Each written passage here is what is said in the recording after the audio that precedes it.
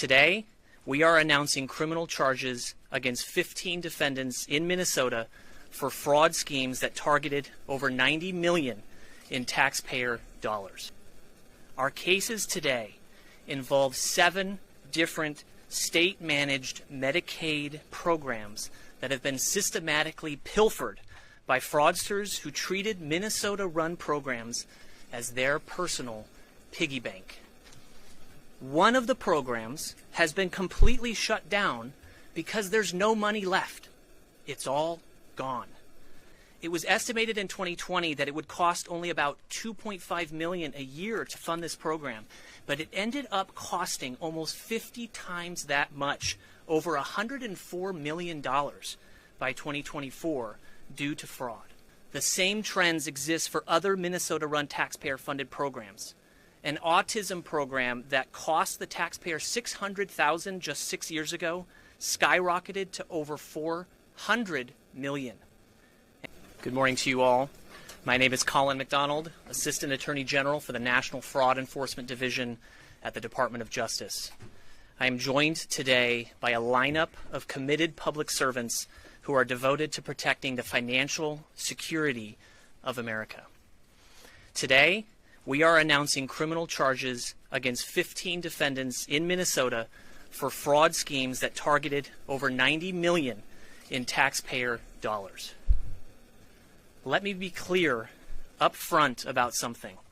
This is not the end of our work in Minnesota. This is not the end of the beginning of our work in Minnesota. This is the beginning of our work in Minnesota. The fraud here in Minnesota is shocking. Our cases today involve 7 different state-managed Medicaid programs that have been systematically pilfered by fraudsters who treated Minnesota-run programs as their personal piggy bank. One of the programs has been completely shut down because there's no money left. It's all gone. That was Minnesota's state-run Housing Stabilization Services program, designed to help the homeless find and maintain housing.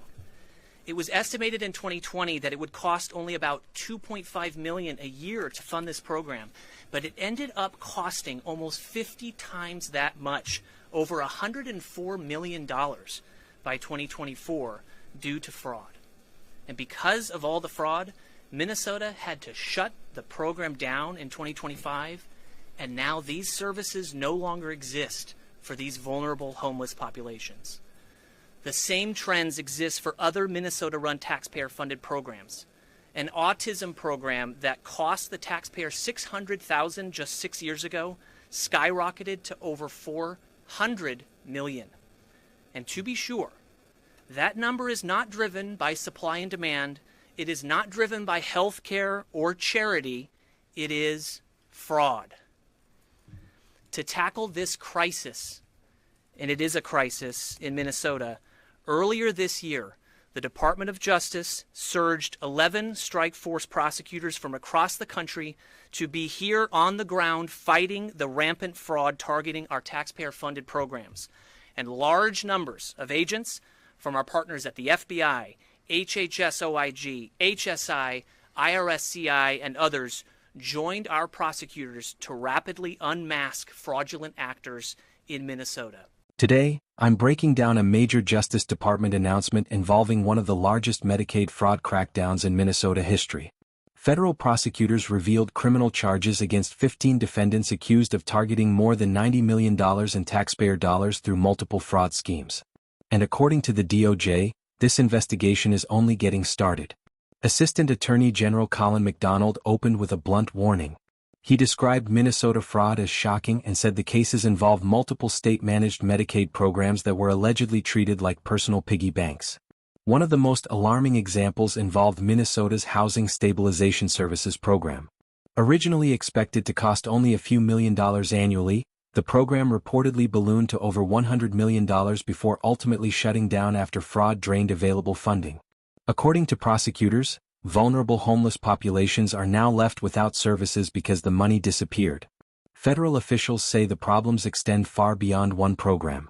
McDonald pointed to an autism services program that allegedly exploded from hundreds of thousands of dollars in spending to more than $400 million over several years. Prosecutors claim this growth was not driven by healthcare demand but by fraud. Investigators outlined allegations involving kickbacks, false diagnoses, and billing for services that were never delivered. One case drew particular attention. Officials say a disabled patient who was supposed to receive around-the-clock care allegedly received no services and was later found dead while fraudulent Medicaid claims continued being submitted in his name. And if you want more updates on congressional hearings, federal investigations, and major political news, click the subscribe button and stay informed. These agents and prosecutors have been working around the clock to root out the criminals stealing taxpayer dollars, and I am proud of all they accomplished in such a short time. Their hard work made today possible. Make no mistake, today's charges are unprecedented.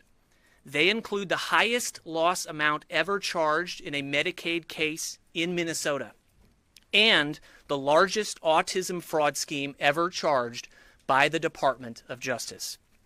The common theme throughout these cases is fraudsters exploiting vulnerable programs and vulnerable people to enrich themselves, no matter the consequences to the programs or to the people. For example, one defendant is charged with defrauding the Integrated Community Supports Medicaid program.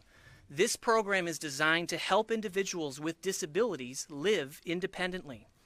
One patient was supposed to be receiving 24-hour care through this program, but he was actually being serviced by a fraudster and received no services. This patient was later found dead. Meanwhile, the architect of this fraud scheme was billing Medicaid as if he was providing care to this patient. The defendant even submitted a claim of over $400 for services he never provided the day before this man died. In another example, two defendants have been charged for defrauding a program designed to offer medical services to those with autism spectrum disorder. As alleged, the defendants paid kickbacks to parents who brought their children to autism centers, diagnosed children with autism regardless of medical necessity, and billed for autism services that were never actually provided. In one final example, two defendants have been charged in an over $22 million fraud scheme involving the Individualized Home Supports Program. This program was meant to support disabled individuals who wanted to live in their own homes. Instead, these disabled individuals were used like lottery tickets by these defendants to generate millions of dollars, which these defendants used to expand their real estate holdings, purchase luxury vehicles, and splurge on expensive jewelry. We will not, full stop, tolerate this greed and deceit. We will not let fraudsters bankrupt Medicare and Medicaid the same way that they bankrupted the Housing Stabilization Services Program. As mentioned, this is just the beginning. With the support of President Trump, Vice President Vance, Acting Attorney General Blanche, Chairman Ferguson and the White House Anti-Fraud Task Force, Secretary Kennedy, Dr. Oz and his team, and the entire federal fraud-fighting apparatus, the Department of Justice will continue expanding our reach across the country to pursue all fraud, no matter how large, no matter how small, no matter how hard. Since April 1st, DOJ's Fraud Division has announced over 450 fraud enforcement actions nationwide, representing billions of taxpayer dollars. And this week already, we're delivering results coast to coast with a trial conviction in Brooklyn involving a $40 million drug distribution and fraud scheme, and a trial conviction in Los Angeles involving a $40 million Botox injection fraud scheme. To expand our reach, we are announcing today the expansion of the healthcare fraud Midwest Strike Force to Minnesota and the hiring of 15 additional prosecutors dedicated to combating Medicaid fraud nationwide. These additional resources will ensure that the DOJ's Fraud Division will be better equipped to stop fraud and hold criminals accountable. My message to the Minnesota community and to all of America is this: if you see something that seems too good to be true, tell us. In some areas, such as in the daycare prosecutions we announced today, a culture of fraud has taken root, where child care centers even offer kickbacks to parents to enroll their children. If something sounds good to be true, it is. Do the right thing, speak out, help us win the fight against fraud. And now my message to the fraudsters is this: eat, drink, and be merry today, because your days of frolicking and freedom are numbered. We are doing everything we can to find you, and when we do, we will prosecute you, and we will claw back every dollar you have stolen from the American people.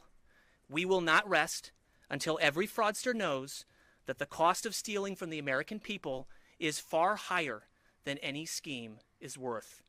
Thank you all for being here. I'll now turn the podium over to Secretary Kennedy. DOJ officials described several fraud operations as sophisticated and deeply exploitative. One alleged scheme involving home support services accused defendants of using disabled individuals to generate millions of dollars in fraudulent claims. According to prosecutors, some of that money was allegedly spent on luxury vehicles, real estate investments, and expensive jewelry instead of care for vulnerable people. McDonald argued that these schemes were not isolated incidents but part of a broader culture of fraud targeting taxpayer-funded programs. Federal officials made clear this case goes beyond Minnesota. The DOJ announced an expansion of its healthcare fraud Midwest strike force into Minnesota and revealed plans to hire additional prosecutors focused specifically on Medicaid fraud nationwide. McDonald said the department has already launched hundreds of fraud enforcement actions involving billions in taxpayer dollars and promised aggressive prosecution moving forward. His message to fraudsters was direct: the government is coming after stolen money and those responsible. The Minnesota fraud crackdown marks a major escalation in the federal government's effort to protect taxpayer dollars and prosecute healthcare fraud. But questions remain about how these schemes grew so large before being uncovered. What do you think? Strong accountability or signs of a broken system? Drop your thoughts in the comments below.